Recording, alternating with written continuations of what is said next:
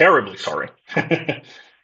No worries. That's interesting. Last time the transmission just went on as usual. But good to know. Thank you, Terry, for mentioning it. And we should be live now.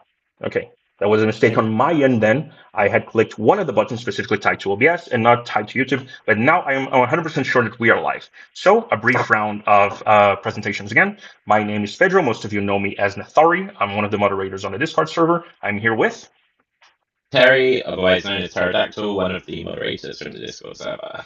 Yep. And today we're going live with our second interview with James Ohlen, the lead writer for the Odyssey of the Dragonlords Remastered Edition. How are you today? I'm doing pretty good. Sweet. We'd like to go back then because we have, again, a little bit of technical issues, and we start very quickly, very simply with our first question, which was how much research goes into your creative process for the Remastered Edition, and how much of it is focused on mythology in comparison to the modern retellings in pop culture like Clash of the Titans? Yeah, so I like to go to the original mythology since Thalia isn't actually Greece, and so I'm gonna have to make some modifications and changes anyways. And well, there's a ton of material, obviously, in Greek mythology, and I have a bunch of different sources, but one of them includes this massive book here that I've had for a long time, Mythologica. I don't know if they still publish it, but it's great. And then there's also Jesse Sky, who's an expert. He was the one, like, when Odyssey first started, way back when, I was like, what do you want to do? What's the thing you've always wanted to do? And he was, I want to do something with Greek myth. So that was, because that was something that he's very passionate about. Like, and I'm obviously passionate about it as well. But he's a better, I have to admit, he's the bigger expert. So that's why I'll bounce things off of him. He has some time, even though he is pretty busy. Yeah, does that answer the question? It absolutely does. Yeah. Moving along, there's another thing that I was really curious about because TTRPGs and just games in general, they are defined by both narrative and mechanics. That's a big part of the appeal of these kinds of mediums. And you once told me that you're more interested in the writing than the systems and the mechanics and that side of things. And it made me curious, especially with the remaster going on. How exactly in practice is the relationship between you writers and the designers and how you two tend to discuss and give priority to the decisions in Odyssey of the Dragonlords? Does a writing decision come and then you try your best to force a way that the mechanics can accompany it? Do the mechanics sometimes come first? An idea that surges and feels creative enough that the writing should adjust to it. How does exactly this relationship work in practice? Well, be honest, I'm kind of a one man Swiss Army knife. So I'm kind of the designer and the writer and the art director and a bunch of different things, which is, but don't worry, that's, I have people I can lean on and basically give tasks to that are able to that have more design skills than me, like Brent Knowles, who have done Raiders of the Serpent Sea, and I have others as well. It's and in terms of the relationship, though, I always try to balance something that is fun and doesn't break the game, but also feeds into the fantasy fulfillment. Because it's like you need the fantasy fulfillment to be there. You can't focus too much on the game mechanics at the expense of the fantasy fulfillment, but at the same time, you can't create broken broken stuff. Now, I know there was several comments in Discord about how the playtest material, a lot of the subclasses hadn't been changed too much, and that is correct in that I'm kind of that's one of the reasons why I'm working with you and hopefully getting lots of feedback on the subclasses. All I did was I made sure that they work with the new rules, did all the updates, and then now both of the Dragon Lords is a different story. There's a ton of work going into that because that was one of the biggest complaints was like both of the Dragon Lord sucks, and it wasn't the greatest. And I don't like some of the dragon focused subclasses from the official content, like the Rangers from Fizzbands, the Drake Warden. just because I felt that didn't really. I felt that you needed to have an actual dragon. So it's Yeah, it like doesn't evoke the fantasy, like you said before, right? It doesn't really achieve when you have this draconic spirit that comes back and forth and that kind of grows with you. It's not quite the same.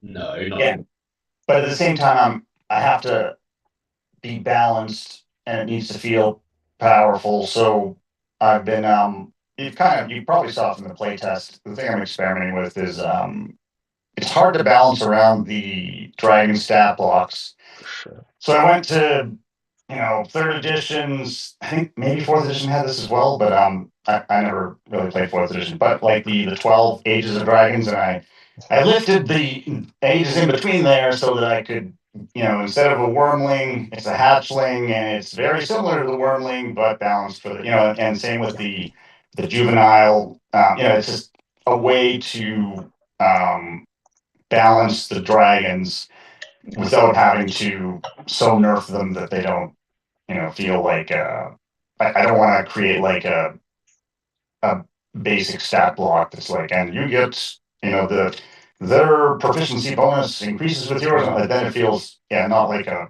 separate creature. But that's why we're doing the play test. Like the Dragon Knight is kind of indicative of, now it's a fighter subclass, so it's different. But I want to see the feedback I get on that so that I can apply that to the oath. And by the way, I'll most likely be, well, no, I'm not most likely, definitely be sharing stuff with the Discord server after the Kickstarter, in terms of like, hey, here's what we're doing here. One of the reasons I didn't want to put the Oath of the Dragon Lords in is because one of the ways I've improved the Oath of the Dragon Lords is I went crazy with the art budget. And so I want, when I reveal it, that's one thing that, is, I don't really need testing on. Well, you'll see, but I felt that there was only one way to really do it justice. Yeah, even in the playtest that we got, there was already one piece of art with a dragon riding character that was already incredible to see. It was one of the highlights in our remastered discussions. And I'm personally very curious about the Oath of the Dragon Lords. Paladin is my favorite class, and I was part of kind of the chorus of that I didn't find the original subclass very good, but I think there's a lot of room there to see. It not being on the playtest made me very, very curious.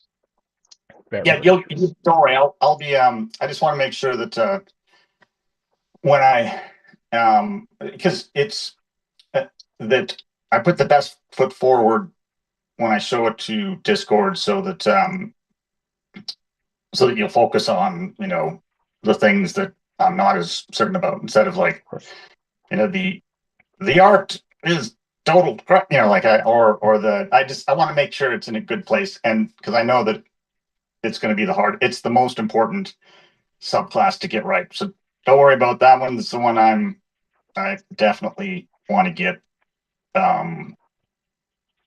right when the book is released. And I have a lot of time. I'm doing a play test right now. But I think I'll get a lot more from everyone within the massive community of Discord than I will from my small participation. There's strength in numbers in the end, and people are very interested. Plain and simple, right? We've had near to 700 messages yesterday, I think, just based on the afternoon. So there's a lot of people who are indeed very curious and very engaged by the possibilities. We have both good and bad feedback for sure. But moving on, going a little bit more into the writing of the actual campaign, on the setting, on the lore that we built. There's always been some questions on our minds when we actually run the game, things that we wonder how exactly they were meant to work. One of them is the Oath of Peace. That's the big one, essentially, and it's always been tricky to run. The concepts of servant, of being a servant of the king or the god that swears it, the concept with in regards to the twins specifically of taking revenge against the monster races, that's in key to it. The twins often tread around their imposed limitations, right? They use their right to appeasement to torture the settler races as much as they can. But even then, some of their acts seem a little bit excessive when they can murder the gifted one's grandmother, for example, when they can, Sidon can make, even if short, an attack against the party once they arrive in Mitros in the beginning of chapter 3. So could you explain that a little bit? Could you explain to us how do you design the Oath Peace to work? I think it's like it's like any law, you're always trying to push. Well, I guess no, that's not. If you're a criminal, you're trying to push as far as you Yeah, can. not Or if us, you're, not us. I'm not the person that does that. or if you're someone who put, like, if there's. If you're a capitalist or if you're, I don't know, the people often push against laws to see how far they can go. I think Lutherians are most likely doing that. They're obviously worried about the Furies and just breaking the oath. But I also think that as the 500 years comes to gets closer to ending, there's the excitement, like, we get to finally, this oath is got, they're jumping the gun a little bit. And maybe they get some little talking tos from the Furies. But no, I'm just making that up on the spot. So don't. But the point being is, they are pushing the boundaries of the oath of peace. Yeah. And like a That big. capitalist, Sidon is buying them off a little bit, right? They are at his tower. He's got a lot of Yeah. treasure. So there is some undue influence there for sure. But to make one more specific question in that sense, just to make it 100% clear, is the party, for example, these heroes that we have, are they meant to be protected by the oath in general? Are they meant to be part of the settler population that is protected by it? Well, the oath is more of like it's like a Non-aggression peace. pact. Yeah, so like you might have the Soviet Union and the United States weren't at war and had they had different agreements and all that, but they still spied on each other and murdered like people and did like had. So it's because the heroes are just single people, they're not an entire group. Like, yes, if Sidon wiped a village from the face of the planet, that'd probably be too much, but if he kills a couple people, that's not really and he can't do it egregiously. So I think it's more of a peace between the Titans and the people of the settler race, of the people of Thyler, rather than each person is protected. Now, if, for example, Lutheria murdered the like King and Castus, she wouldn't, because her brother probably get pissed off at her, but like that would be not good. So that would be too far, because he's a king. So it's kind of, I would say, yes, look at it more as non-aggression pact between two countries, where Sidon and Lotharia are one country. Sure. That makes sense. We always just end up curious because this is the kind of nitty gritty that you kind of have to interpret during the game, right? Even that age-old question of why doesn't the villain act sooner against the party? And then there's this perspective, a very creative perspective that some people have, that maybe the party isn't actually a part of this oath because they're almost like spec ops agents. They are this third party that can engage the Titans in this small-scale warfare. There's a lot of cool interpretations around it in our community. That's why this question comes along. Okay. So that makes sense. That totally makes sense, because there's a lot of even one of the great things about going through Odyssey years and years afterwards is I spot so many problems. I'm like, oh my gosh, I can't believe no one's been complaining about this. Oh, that was like the worst. So anyways, there's like, for example, I really dropped the ball on the Vanished one. It's like all of his so he's though some people defend it as like they meant it for the dungeon master to come up with all the stuff. I'm like, or just didn't really put enough anyway. So that's one of the, for example, the epic paths that definitely needed a lot of work. But and just much like all the epic paths, all the stuff that is being added for the epic paths is meant to help dungeon masters, but can be ignored if they want to do their own, like they want to do their own thing. It's just I like to go when you have like an adventure book as a dungeon master, the less that I have to prepare and research, and then the more I can just jump right in, because there's there's guidance there that tells me what I can do. The happier I am. So agreed. Yeah, that makes sense. Next question. So oaths and curses are an interesting idea. but one of their issues comes in the form of healing magic. Basically, all of them can be controlled or cured with the Greater Restoration spell.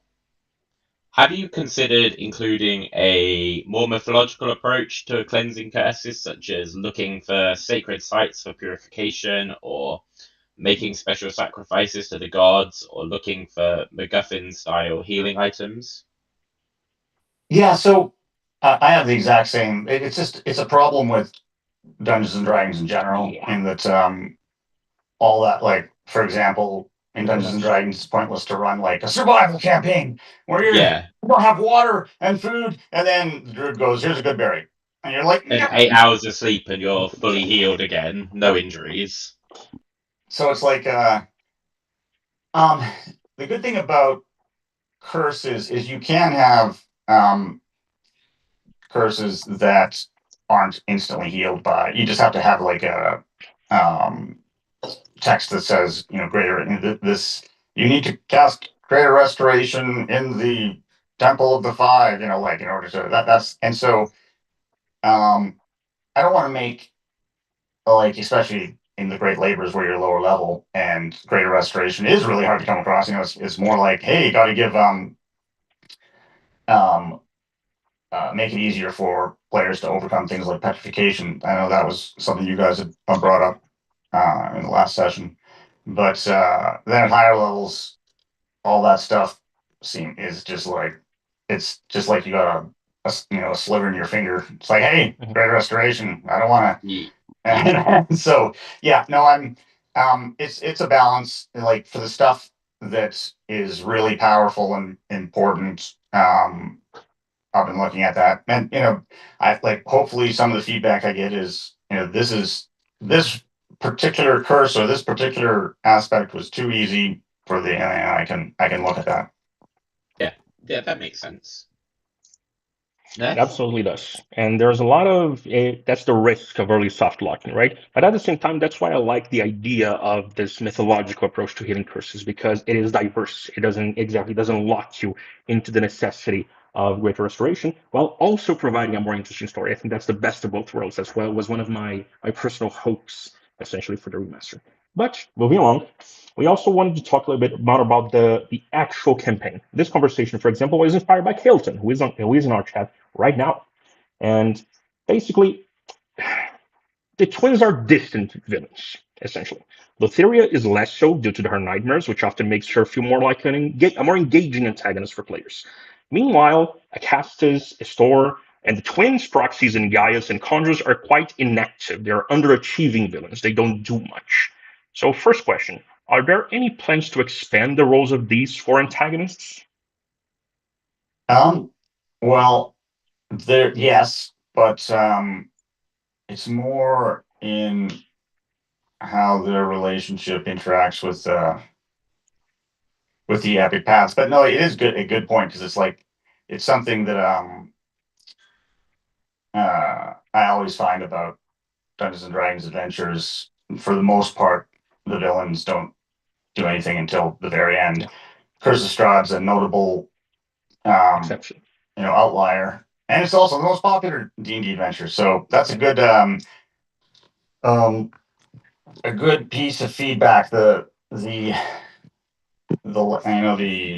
secondary villains.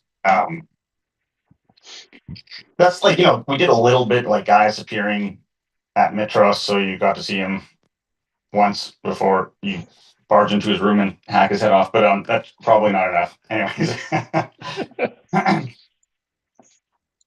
Yeah, we're very curious on that line because it's fine for the big villains essentially to be distance, right? It's fine for Sidon and Etheria to be these looming shadows over the world, and in that you see the consequences of their behavior more than them themselves being present there.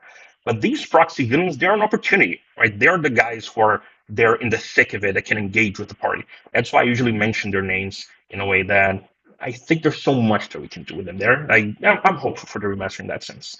And still on the topic, oh, go ahead. Well, I'll say that one of the this is the one of the reasons it doesn't happen often is, if you have them show up, you can't make it impossible for the players to kill them. The players have to be able to kill them, which Yep. means then you need to plan for them to be dead. Like, so it's just kind of like you have to be, because no one wants the unkillable villain who shows up and laughs evilly. Now you can do it in, like in video games. I'll often do they communicate via, hologram or whichever. It's like, and ha ha ha, I'm dastardly and I'm evil and here's a bunch of stuff.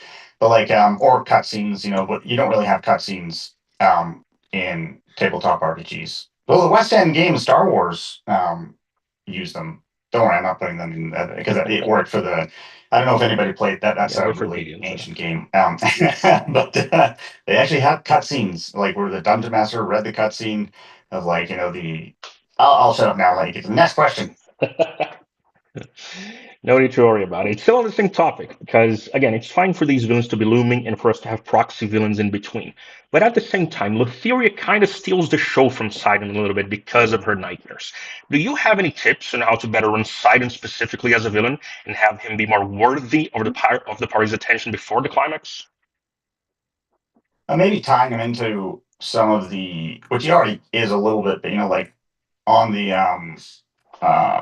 voyage of the Ultros, you have random encounters that like the battle between one of his children and the Kraken, I think, is and then but there's like maybe the storm, it's just a storm, but it could be that you see the face of Sidon in the storm. There's ways where you can just have him manifest in ways that because he is a Titan, so he can it could just be his face in the storm. In fact, I'm putting that down right now. Face in the storm. That's up, but more stuff like that is a good way to have Sidon feel like more of a presence.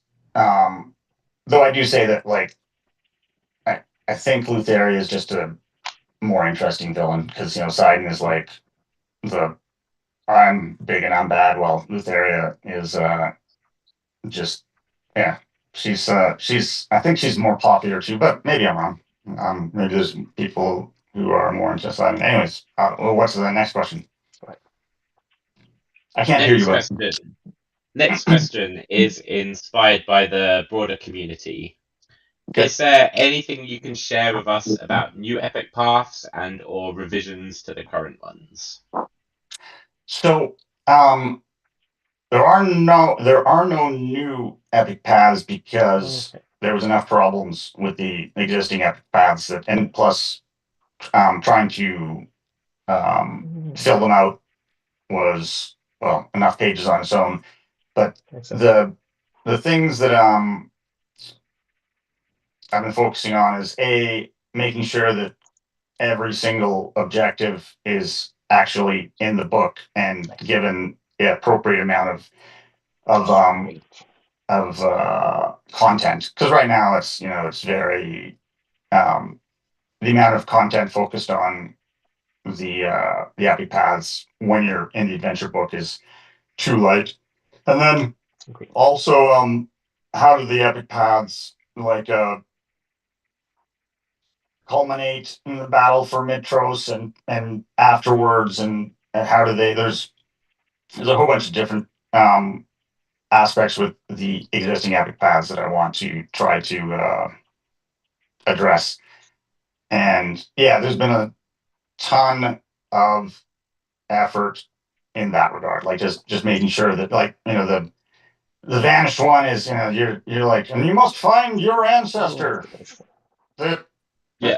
Do okay, am I wrong? Did I somehow not find his armor, or did I forget to put his? Because I felt like I can't find his armor anywhere. Like it's referenced in one section. It's meant to be in Gaius's room in the island of Yonder, but in the actual island, it is not mentioned.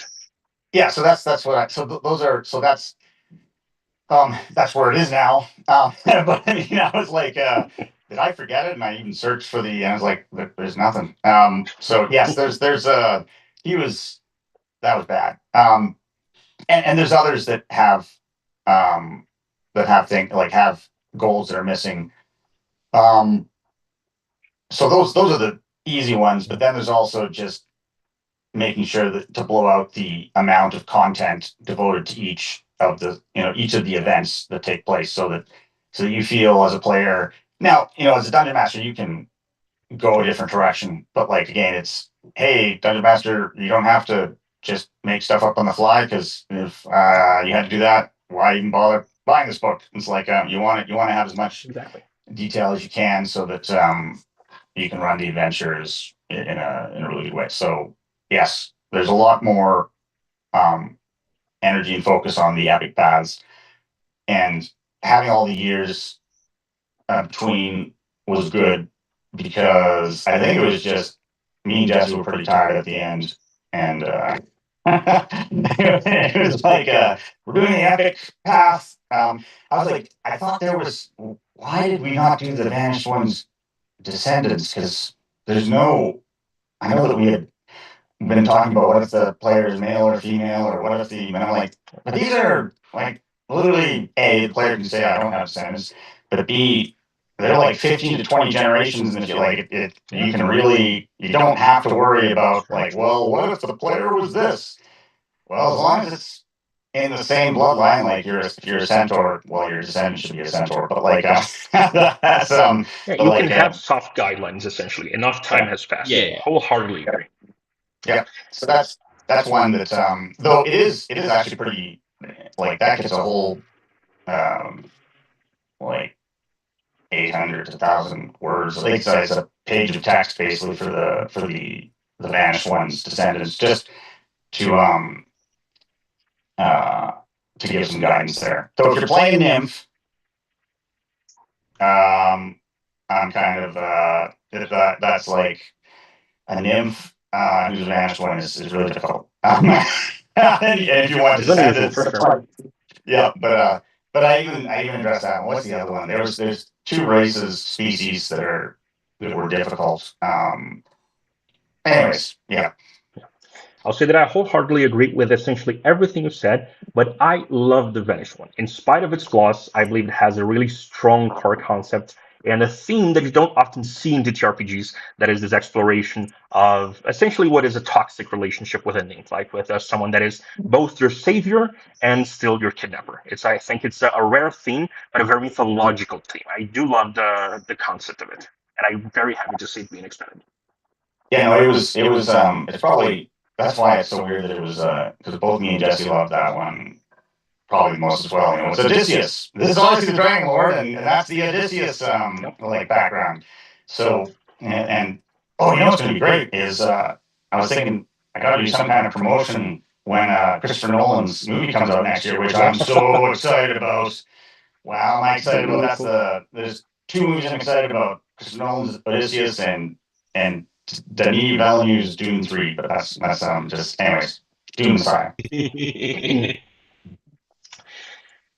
Well, moving on.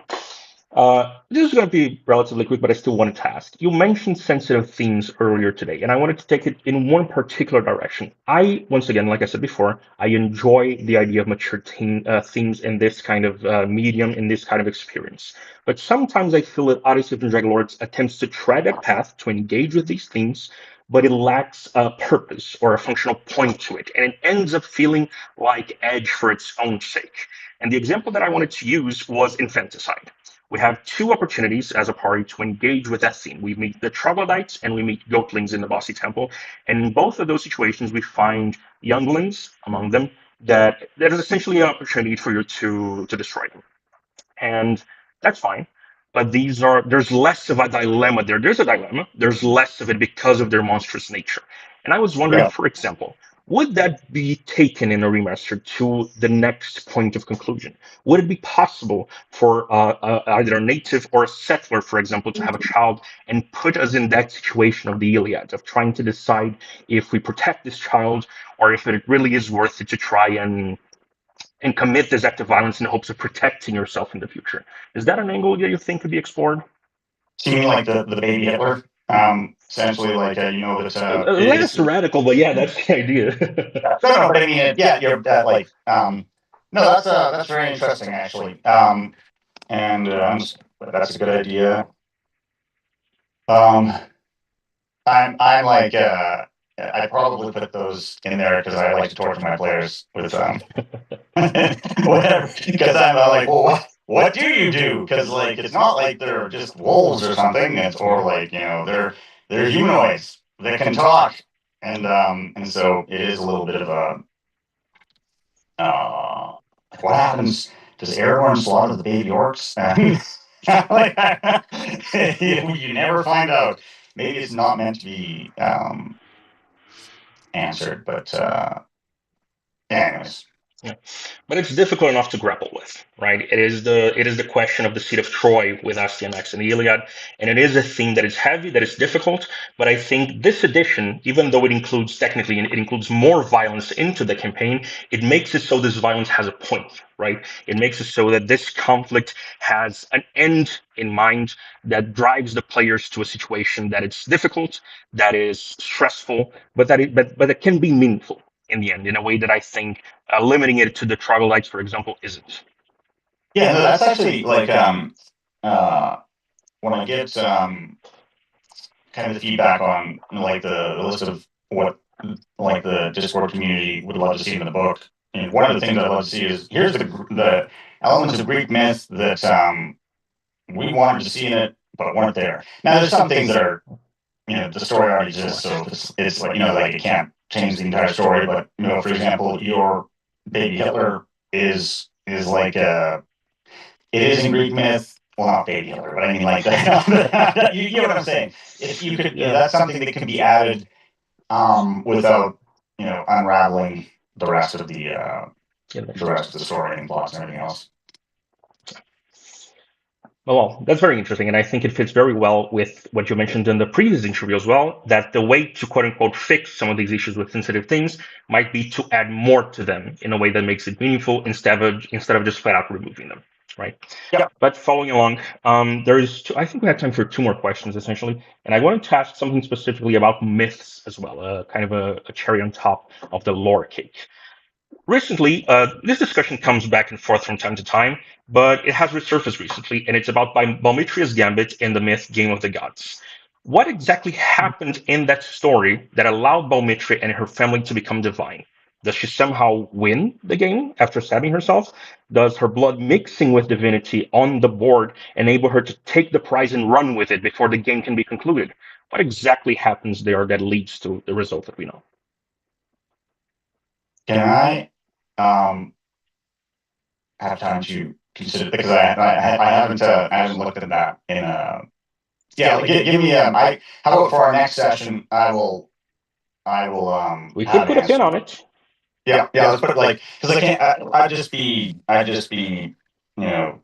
pulling stuff out of the air right now because I don't but just a second what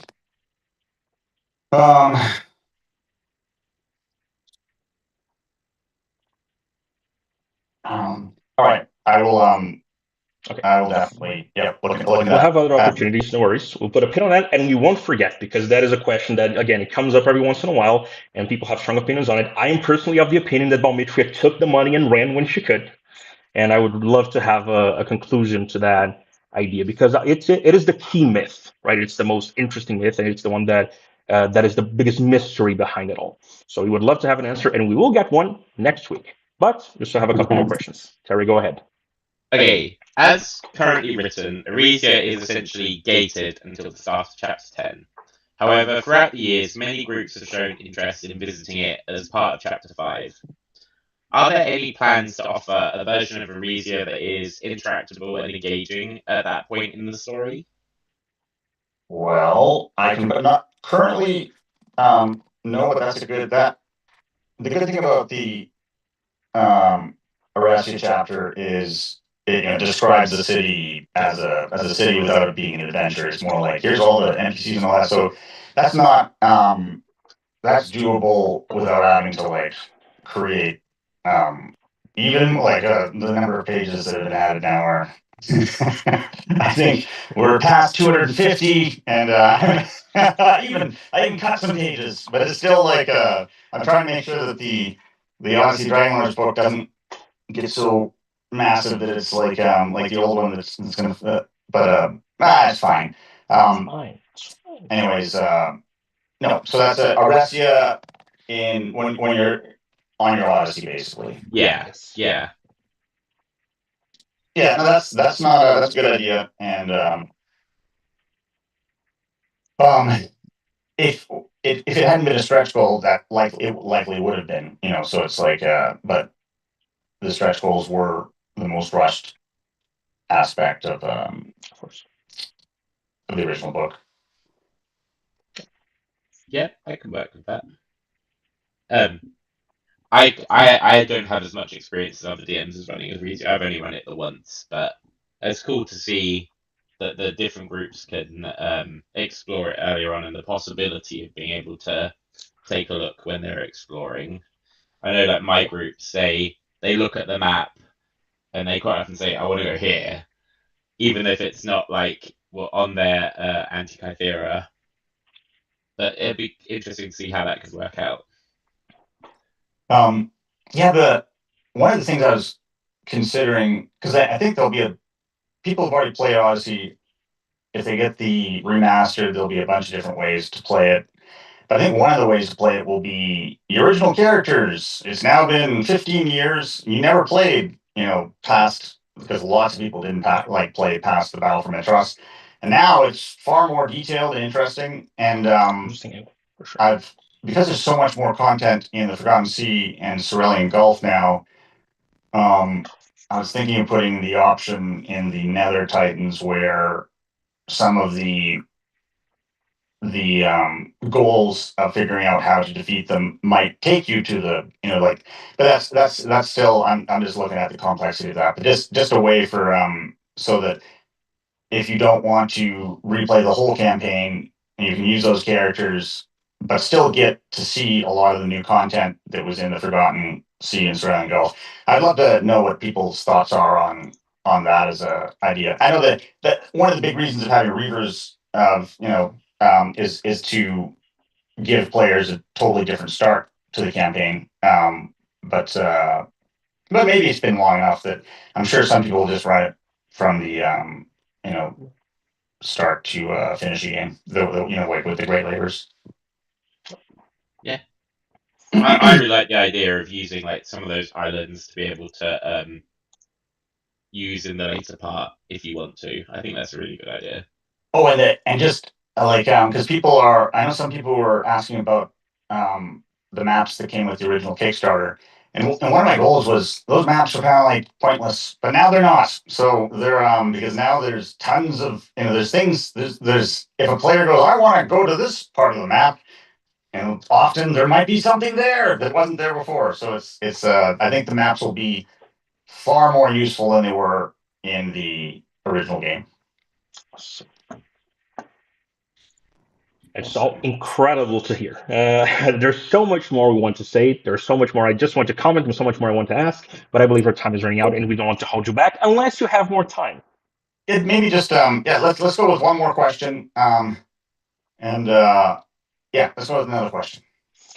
Very well. In that case, if here's something very specific, very simple, very fun, very light to end this interview.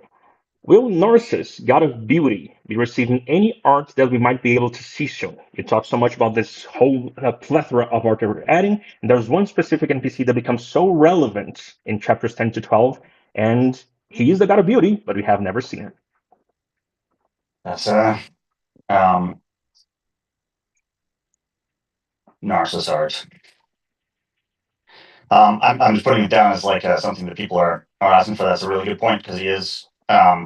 And I had to. That was one of the big, just adjusting the flow of that early part of post Battle for Mitros so that it's much easier to run because it's kind of like it is kind of a mess. So there's now I even have I think I told this a lot and there's going to be a chart that a DM chart that shows and the players do this you go here and Narcissus I put a lot of he is basically the connection between almost everything, but it doesn't when you read through it, it's hard to see that. You know what I mean? It's so that's much more obvious.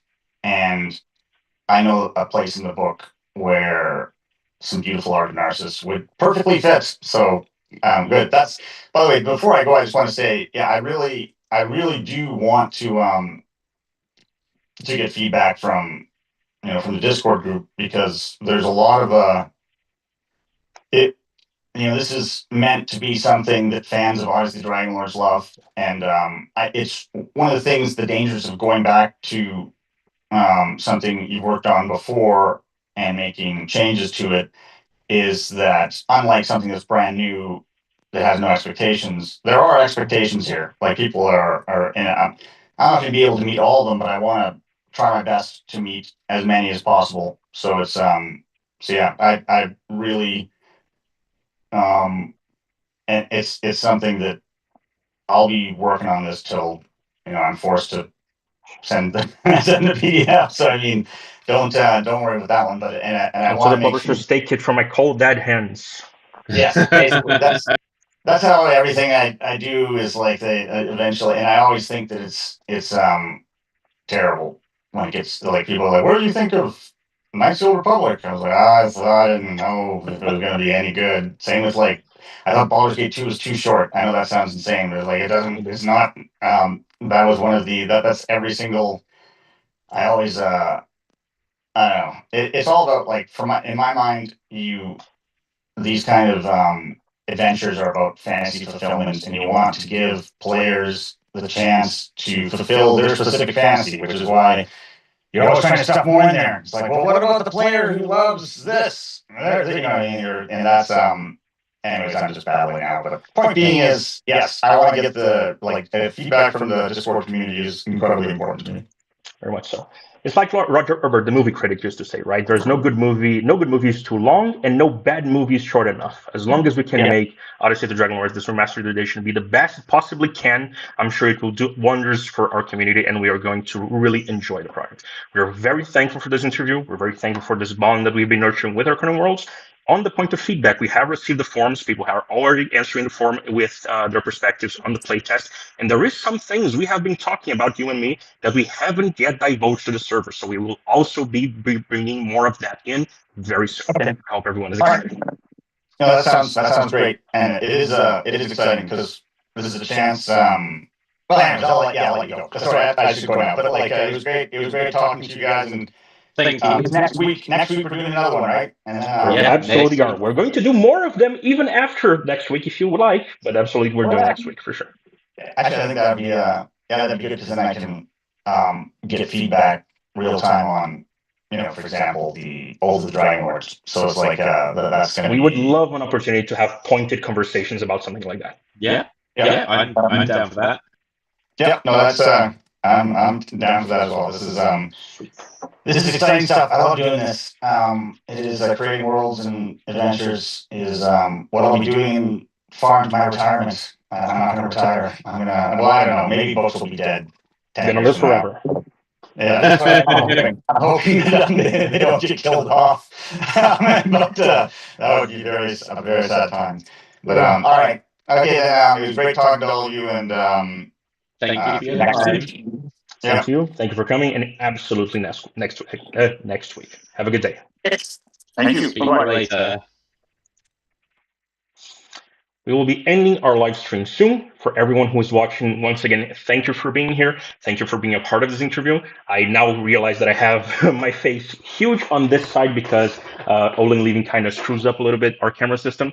But thank you everyone for coming. If you are new to this channel, or more importantly to this topic, to Odyssey of the Dragon Lords as a whole, we have a large Discord server, a huge community of people that are engaged with this campaign, that love this campaign. We talk about it pretty much every single day, which can be kind of odd, but we find it fun. Our link is in the description. Please join the server if you haven't yet. And we'll see you then. Thank you for coming. See you later, everyone.